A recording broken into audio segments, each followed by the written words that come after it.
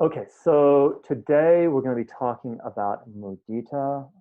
I think most of you are familiar with mudita. Good, good, good. Okay, so this is just like a little paragraph I wanted to read. So, a note on the importance of love, Brahma-vihara. Brahma-vihara is like metta, mudita, metta, compassion, mudita, equanimity. So, a note on the importance of love, Brahma-vihara, friendliness, and maybe even more particularly, bodhicitta.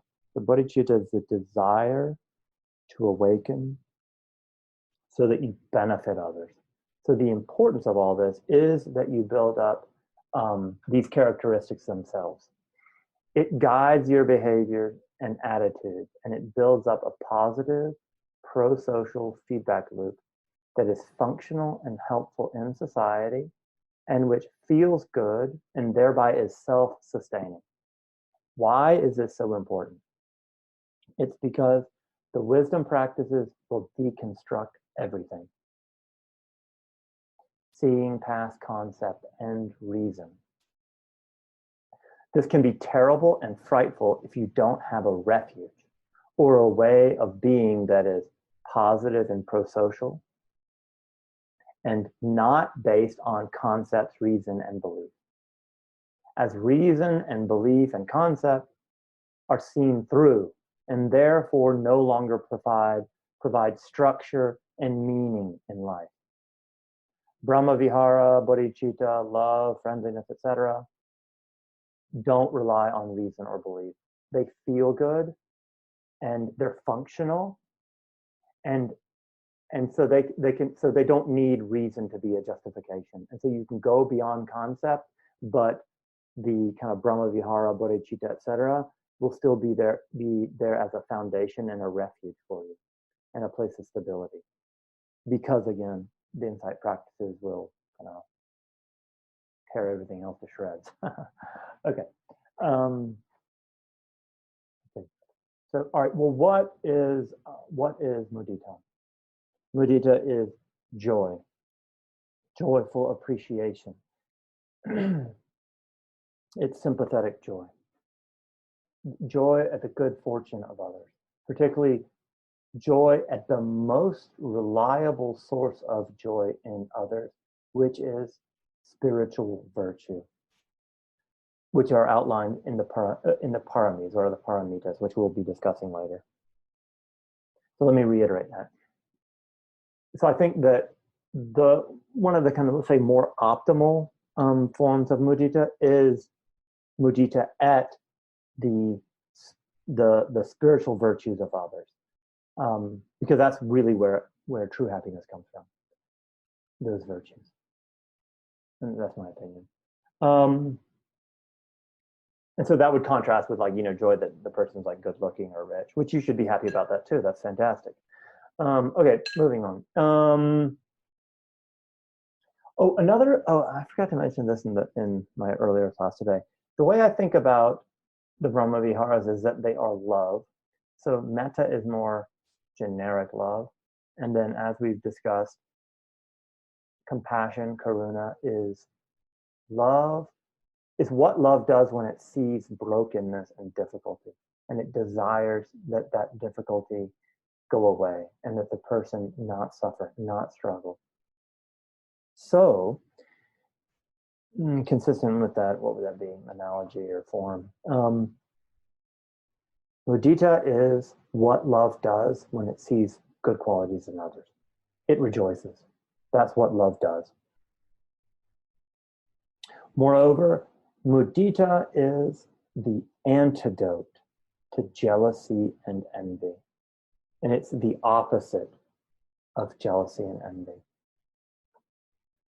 This is fortunate.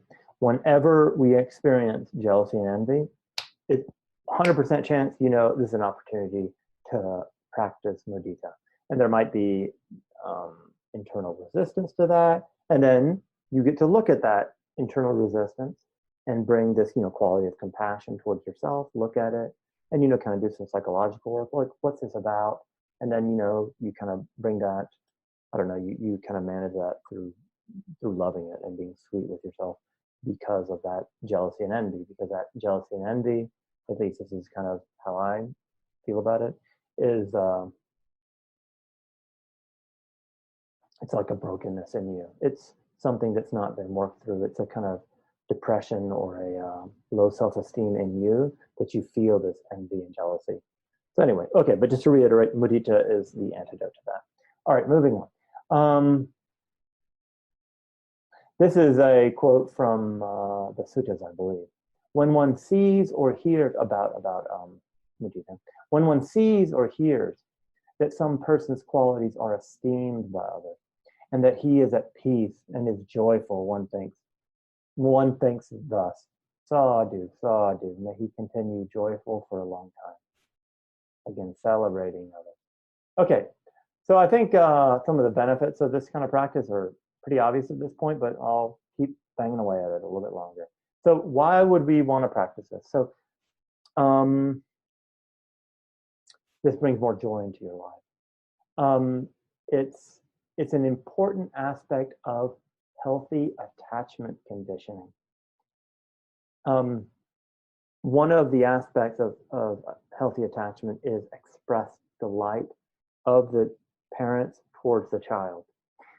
So if you get into practicing mudita more, you will heal the part of you that didn't get enough expressed delight in your attachment conditioning. This is huge, huge, huge, huge, huge, huge. And healing your attachment conditioning, in my mind, is to really like heal your overall psychology, or heal the most basal kind of base level of your psychology.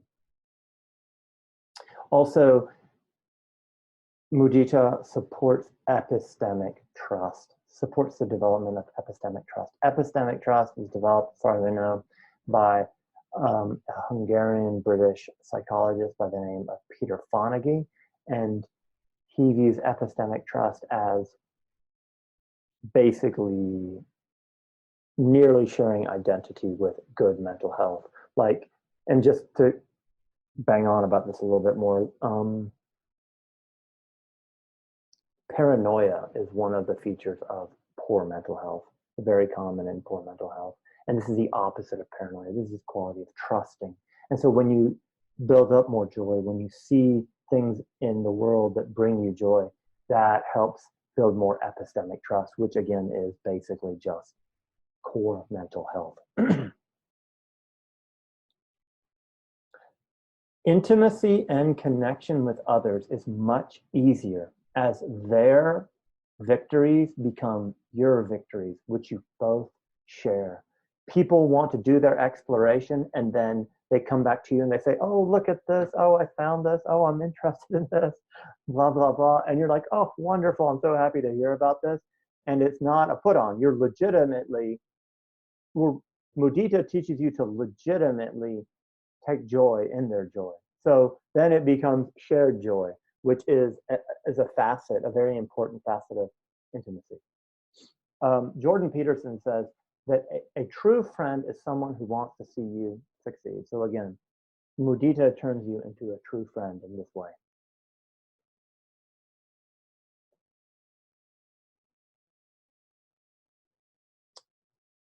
This is, I think, an interesting point, and this kind of goes back to the wisdom aspect. And I mean, you know, it's like I think about things as like more the heart qualities, more the wisdom qualities.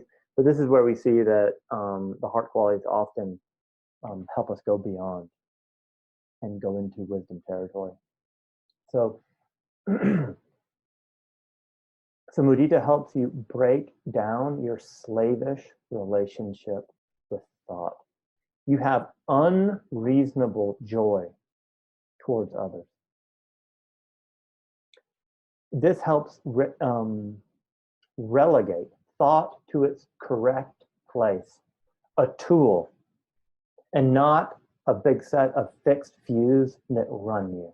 So on some level, it makes no sense to be happy about the good qualities of others or their benefits and things that are going well.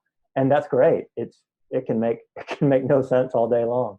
It feels good and it's really adaptive. So you develop it, and that again, that helps you go beyond this kind of the fixation around thinking. Okay, what to watch out for? So you might suck at it at first. I think we've all had that experience. Generally, when we start with a practice, we're not too good at it. So there's this groping and grasping in the dark, trying to get a handle on it. Don't be tough on yourself. It's okay. Everybody goes through that. Just keep persevering to the degree that you can, and when you can't persevere, go back to another practice. Remember that subtle is significant. So you might not, it might not be raging mudita. You might not be exploding with delight, but that's okay. You'll build up to it. It's called practice for a reason, right? And then I think I maybe mentioned this already, I forget, but traditionally this is the hardest Brahma Vihara to practice. People struggle with it. Okay, good. So we'll get into how to practice more in a minute. Let me just give a primer on it now, and then when we get to the meditation part, it'll get reiterated very clearly. So how do we do the practice?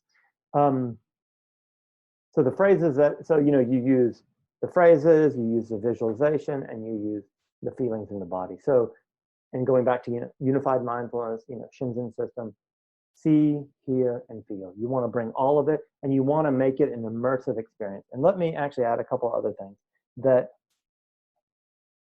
So our attachment conditioning gets set by about, the majority of our attachment conditioning gets set by about 20 months. And at 20 months, you still just have procedural memory. You don't have like narration or narrative memory. So now, okay, close your eyes. I'm just going to do like a momentary meditation. So now bring up an image that causes you joy. And there can maybe even be like a quality of attunement, like understanding the being that you're seeing, the image. You feel this joy. And then now like feel it in the body and smile with the body. And then maybe we can say just briefly a mantra like joy, joy, joy, joy. And then you're seeing the image, and then you're feeling the joy in the body. Okay, good. Now you can let that go. That is reprogramming you. That is reseeding the subconscious with joy. And there's this idea of psychic equivalence where we don't know there are some ways in which we don't have to fall into psychic equivalence. Psychic equivalence means that what you're thinking is reality and knowing the difference. So, like, this is a bird, right? Like, no, all of you know that that's not a bird, even though it was very convincing.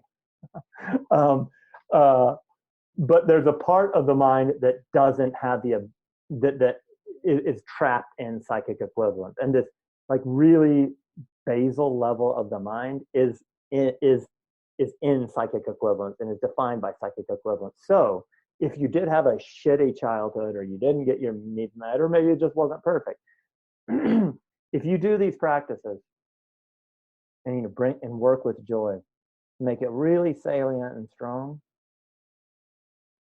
you will reseed the subconscious because the subconscious is mostly in this place of psychic equivalence.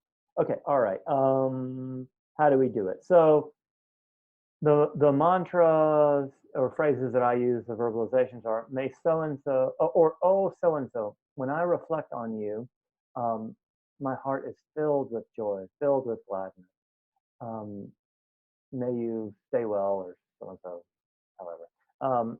But actually, yeah, this phraseology I'm reading is more based on like a parami. So I'm going to use one of the paramis. Oh, so and so. When I reflect on your generosity, my heart is filled with gladness and joy. May this quality in you be sustained and grow. May you continue to benefit from this good quality. May your happiness grow without limit. So that's just one set of phrases. And I'll use different phrases for the different ways that I'll be guiding us through this. So you can also do this, the normal Brahma Vihara way, starting with the easy to love, teacher, self, love, beloved person, neutral person, enemy, then the geographic version. but then I'm going to also run us through and suggest that you do it with the paramis. So hold on. And I'm going to real quick send out a link so that you can all look at the list of paramitas. 1 second. And then paramitas is just Sanskrit versus Pali, doesn't matter much. So you might want to look at that list. And yeah, so one way that I do it is I'll think of a teacher. So this afternoon, I was thinking about the Dalai Lama, and then I was just reflecting on just his generosity and thinking, oh, your generosity fills me with joy. Yeah. Your generosity fills me with joy. And then, if you want to get verbose, you can say, oh, your generosity fills me with joy. May it be sustained and grow evermore, or something like that, right? And it's all kind of trying to stay in this ballpark. Alrighty. Oh, hey, Cher. Good to see you. Glad you joined. All right. Going back to my notes here. 1 moment. So again, as usual, modify. Make this work for you. And you can go through the full list of the paramis. What I was just doing is I had like my mala beads, and I did 108 of just taking joy in his generosity. And then I started with another set of 108 of reflecting on his good qualities of sila, ethics, morality, etc. So again, just play with this however it worked for you. All right, moving on. Okay, good. So that is it for the lecture on mudita. And now I'm going to take questions, and then we'll